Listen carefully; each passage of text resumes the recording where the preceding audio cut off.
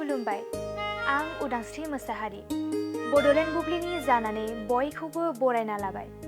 दिनै 12 फेब्रुवारि 2024 नोंथांमोननो बड'लेण्ड बुब्लिया दिनैनि साना मा मानि थाखाय मिथिजायो एबा दिनैनि सानाव मा मा हाबाफारि फालिनाय जायो नोंथांमोननो फारि फारि बड'लेण्ड बुब्लिया फोरमायगोन। दिनैनि सानखौ हादोरारि दिहुनथाइ सान एबा नेशनेल प्रडाक्टिभिटी डे महरै फालिनाय जायो। बेखौ भारत हादोराव दिहुनथाइनि हारिमुखौ बांहोनो थाखाय बोसोरफ्रोमबो 12 फेब्रुवारियाव फालिनाय जायो।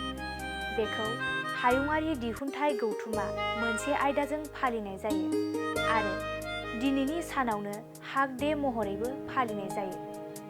हाग डेआ मोजां मोनलायनायनि मोनसे गोदै समायना फोरमायथिखौ होयो, जाय सोदोबनिफ्राय बांसिन रायज्लायो।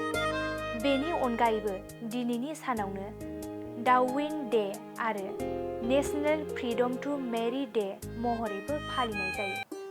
नोंथांमोननो बड'लेण्ड बुब्लिया दिनैनि सानाव मा मा हाबाफारिजों मिथिजायो आरो मा मा हाबाफारिखौ फालिनाय जायो फोरमायबाय।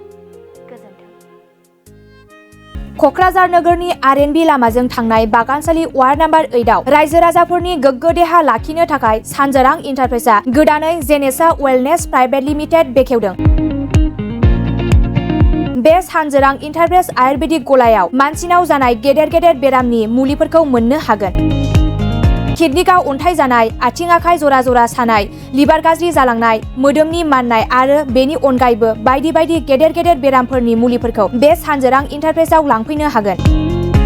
सानजोरां इन्टारप्राइजआव गासै बेरामनि मुलिफोरखौ हलसेल राङावनो लांनो हागोन। सानजोरां इन्टारप्राइज बिगोमाया फोरमायबावनाय बायदिब्ला नैबे 9954157149 जानबुं नाम्बारनि गेजेरजों नोंथांनि गोनांथि जानाय मुलिफोरखौ सुलाद लानो हागोन।